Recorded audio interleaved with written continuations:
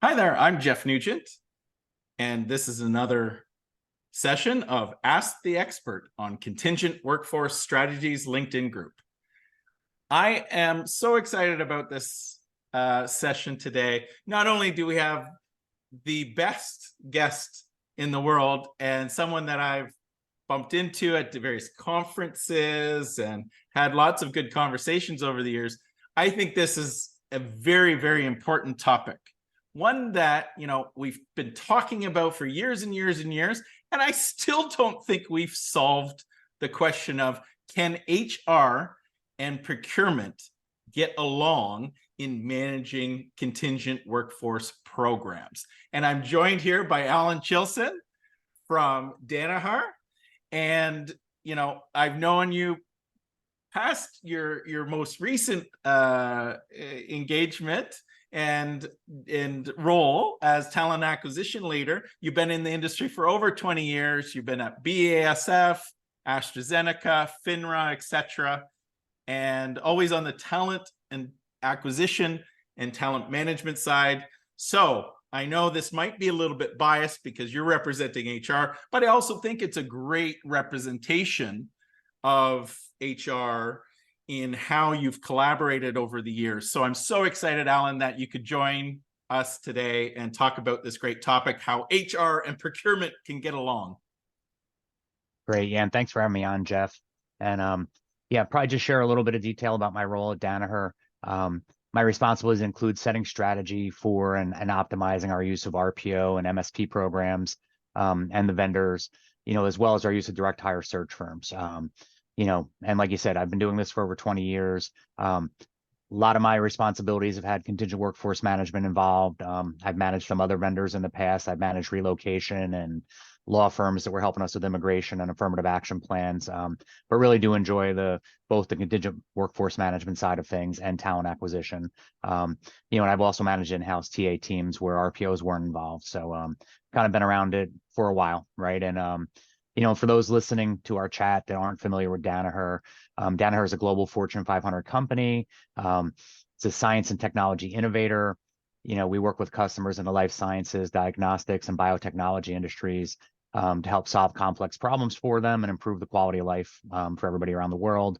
And we're considered a conglomerate, which I had to look that up on Wikipedia when I was joining, going through my interview process. But we're the parent company of a large group of operating companies. So, kind of like the J&Js and others of the world that have a lot of operating companies underneath that corporate flag. So that makes your life so much easier having to deal with multiple types of operating codes all over the world, right? Yeah, and not being the procurement professional or legal professional, but I've learned enough of both of the interests and why our MSA for search firms is over 15 pages long, and having to explain that to a search firm, right? Because they're like, wait a minute, this should be 1 page long, and I'm like, I agree, but it's not, and here's why.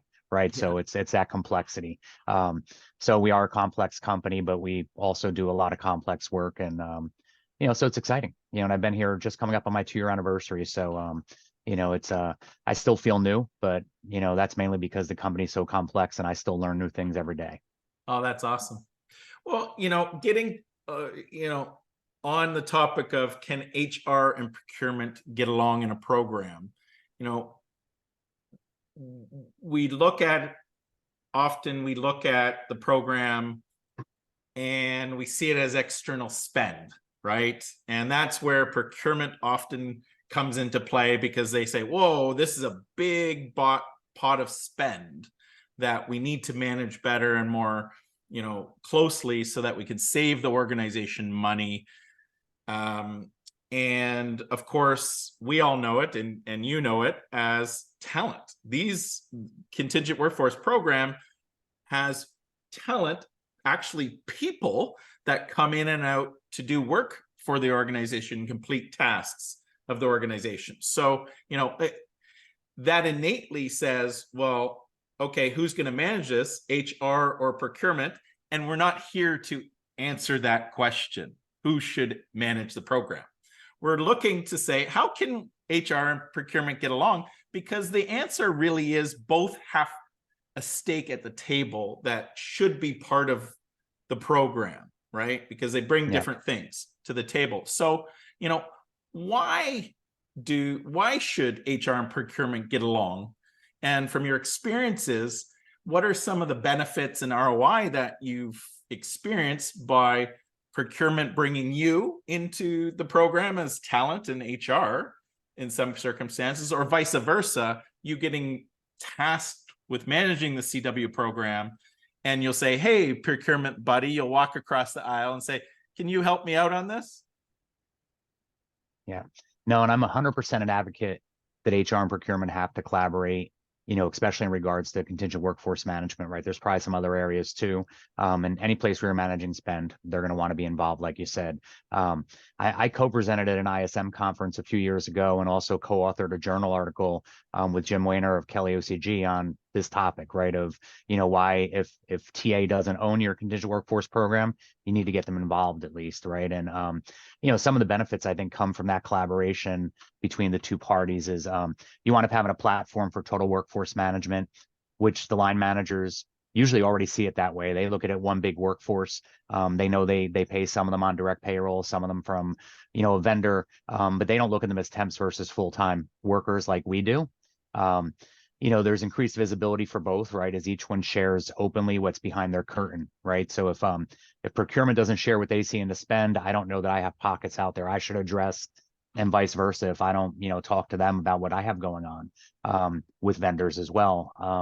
I think you have improved experiences for candidates, for managers, staffing vendors, search vendors, basically everybody, right? Everybody who's involved in that process of bringing people into the organization. They're going to have a better experience if you're working together instead of apart.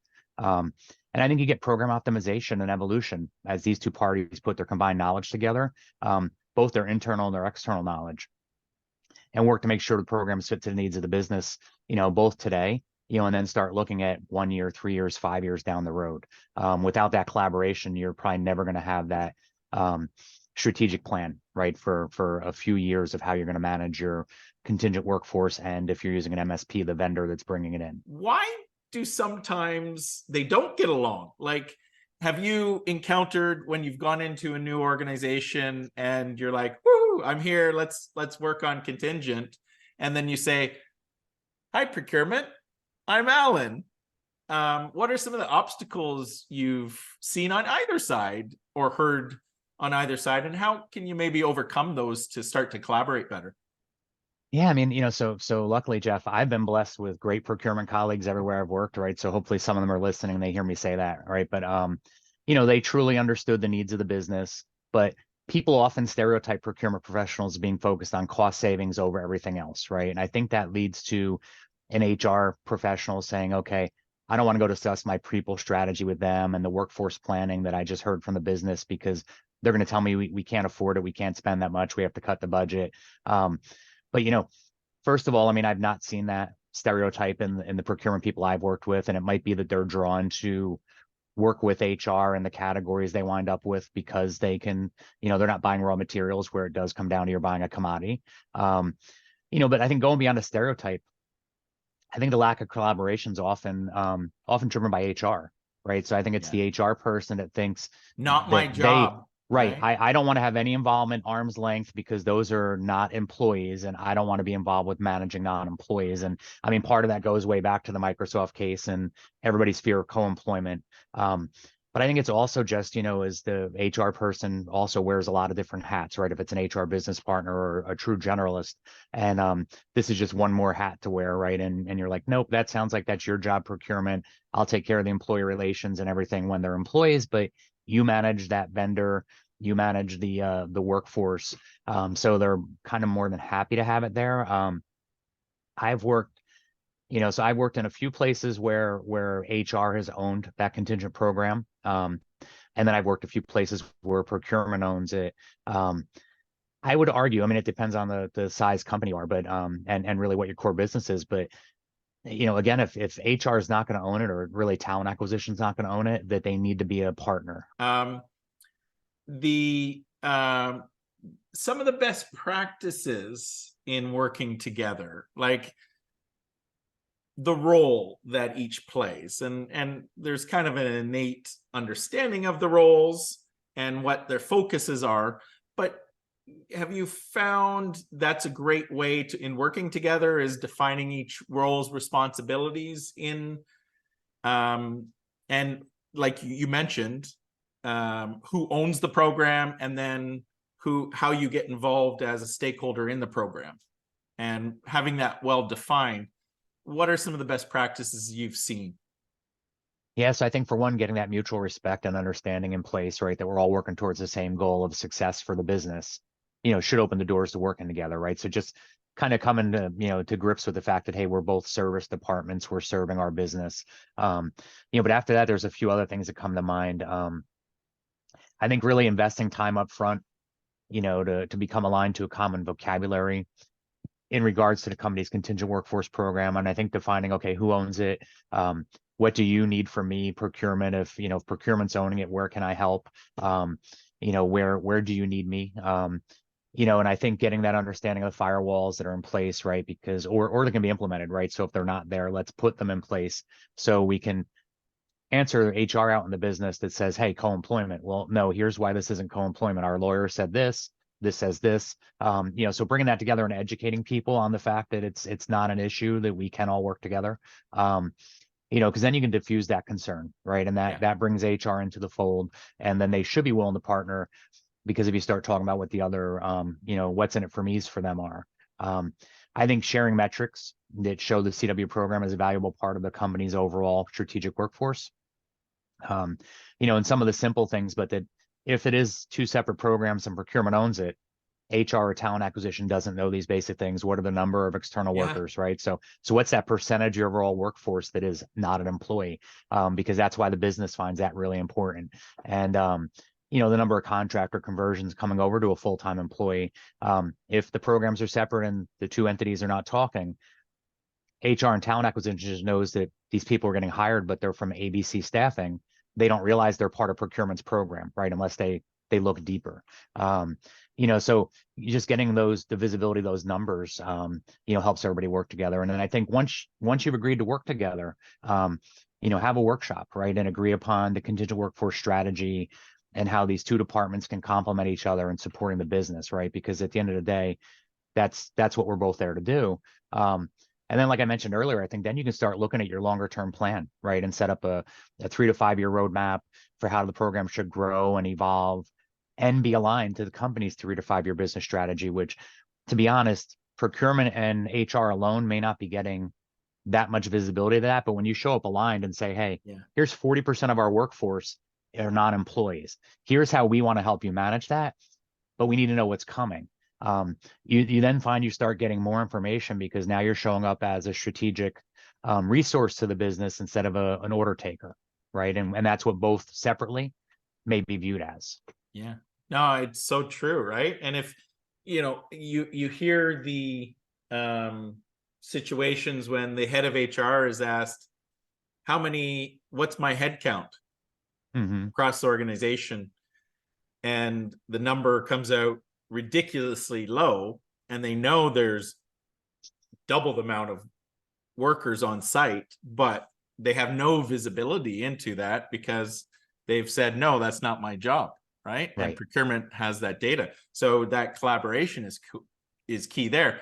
The other side, and I wonder, this is almost a personal question as well, is, on the spend side of things, how talent acquisition can help procurement with this cost savings goals and helping manage spend better. And the personal question comes in, have you ever gotten a gift basket from your procurement counterpart because you in talent acquisition has helped with direct sourcing and different things and programs to help them meet their savings goals? So I've never gotten a gift basket, but and that's no slight on any of them that may be watching I'm this, teasing, right? But I'm teasing. but I mean, we were, so like if I think back to when I was at BASF, and we started, shortly after I joined, we started doing our QBRs, and I had procurement coming to the QBRs. We had an HR finance person, right? So we like we managed our RPO, we paid the bill essentially out of talent acquisition, and then they allocated the per rec charges out to the cost centers that did the hiring. So we had an HR person who liaised with finance, who needed to know those information, and wanted to ask some questions. So I kind of created a party at the QBRs, right, of a sort. And my RPO said to me, Alan, we never have procurement or any other people at our QBRs. It's just talent acquisition. And I'm like, they all have a need, right? And they need to know, and they want to be able to ask questions about your numbers. So we eventually morphed our QBRs to where, like, the first 45 minutes to an hour, we would go over, the numbers for the quarter and the financials, let those questions be heard, and then we'd take a break. And then we get together and we talk like strategic road mapping and stuff that was really TA and operational. Yeah. But I think taking that approach, right, and just respecting the fact that other people may need some information, and getting them involved. So, I mean, I have always looked to, partner even at that level, sort of where I was the clear owner. And some people would say, hey, procurement just needs a copy of the QBR, right? They don't need to be here. But even back in my early days managing like master vendor programs, I had procurement there at every QBR with me as well. If we went to lunch with the vendor, I had procurement there. I mean, it was a relationship for both of us to have.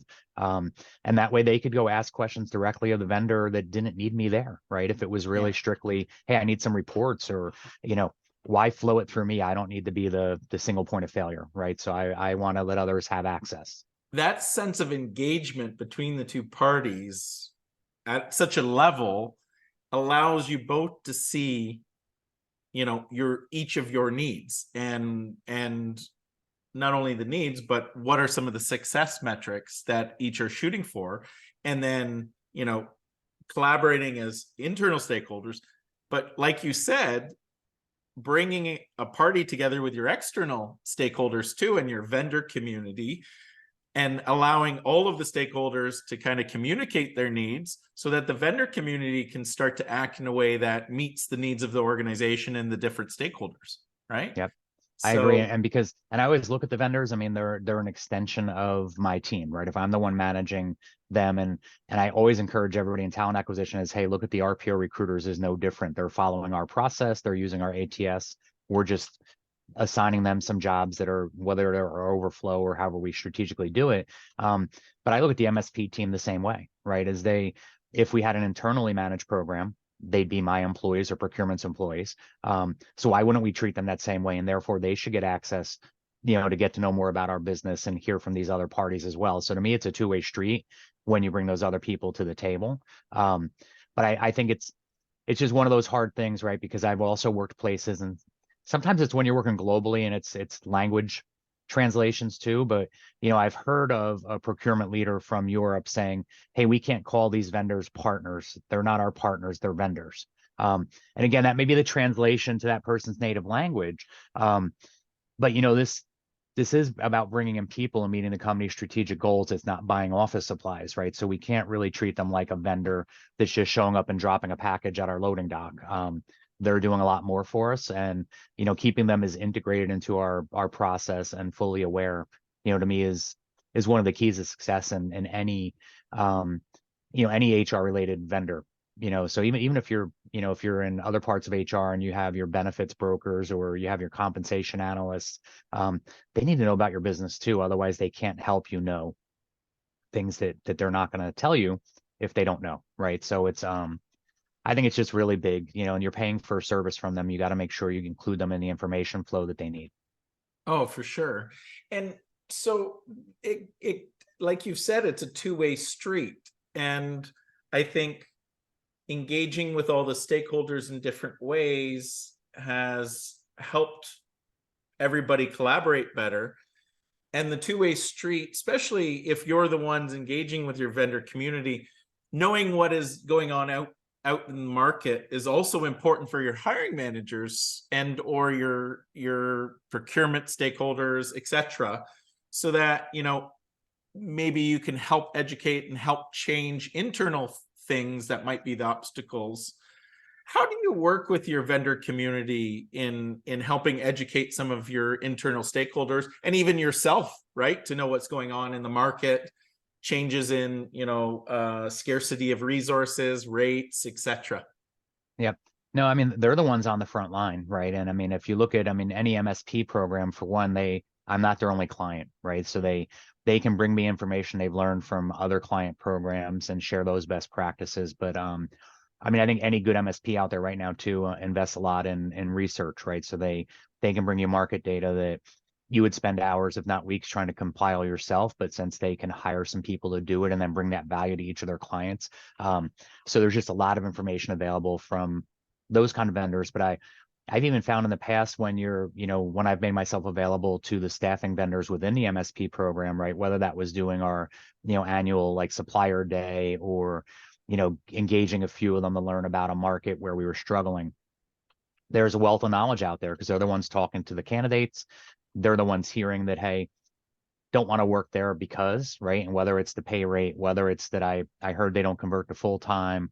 I heard they tell you it's a 6-month assignment and it ends after 6 weeks, but you don't hear any of that stuff unless you're willing to hear it and therefore opening up to talking to the vendor. So I think there's a ton of information out there. But so much of it is the stuff that they can really translate to your local level. Yeah. Because a lot of the stuff you can go research on your own is so high up, and even the stuff that may come from the MSP is going to be national data or global data. So there is a big value, I think, to hearing, those local staffing suppliers. And I think that's another push as we all kind of, have gotten so accustomed to MSP programs and large national suppliers in them. There's definitely still a place for the local staffing suppliers that have brick and mortar offices within a region, right? And especially if you have a program that is heavily light industrial focused, because whereas the national suppliers might be able to find those LI workers, they're not meeting them. They're there's no office for And them to there's walk not the into local that. office Right, on the street down the street from your right. facility that the local vendor Exactly. might Yeah. The have these days. relationship's just Yeah. not there the same way, right? So I mean, I Yeah. think and even though, I mean, every LI worker carries a cell phone, so I get the whole engagement through apps and we've leveraged technology a lot. But I mean, when I was at BSF, we acquired some businesses from Bayer Monsanto, and one of them I'm thinking of was a cottonseed processing facility out in Lubbock, Texas. Yeah. And when they got pulled into the Kelly program, which we had the impression that the internal MSP at Bayer had managed them in a similar way using field glass. And well, turned out, I mean, these workers are, kind of like migrant workers, right? So they live off a cell phone, but they don't have access to a printer, right? So then when your MSP program is sending them, the background check paperwork or, other stuff, they have no way to print it. Yeah. And they were used to working with a local supplier where they walked into the office and they walked them down the street to the LabCorp or whatever location to do their drug test and made sure that happened. So we had to switch and get some local suppliers because that was that work population. Even though our national suppliers could find them, they couldn't handhold them the same way as a local Yeah. office, right? So it's just those things you learn over time. But that was one where, it was listening to the feedback from the managers, then listening to feedback from suppliers, and really learning more about that local demographic that we didn't know at that time, right? Because this was a new business segment to us. Yeah, and you learned, but then on the other hand, they learned about how these programs work so that they can be your ambassadors to help you, customize the program to meet those specific needs, and vice versa. They're your ambassadors to make sure you get the flow of people you need, right? Yep, So for sure. this has been an amazing conversation, Alan. It's long overdue. And the best part of it is it gives me hope that HR and procurement can get along in the programs. And for anybody that isn't getting along, please use this as part of your first therapy session. And afterwards, we'll get you Alan's details on how you can work together better. So thanks, Alan. It's great talking to you. All right. Thanks for having me, Jeff. All Great right. conversation. Take care. Awesome.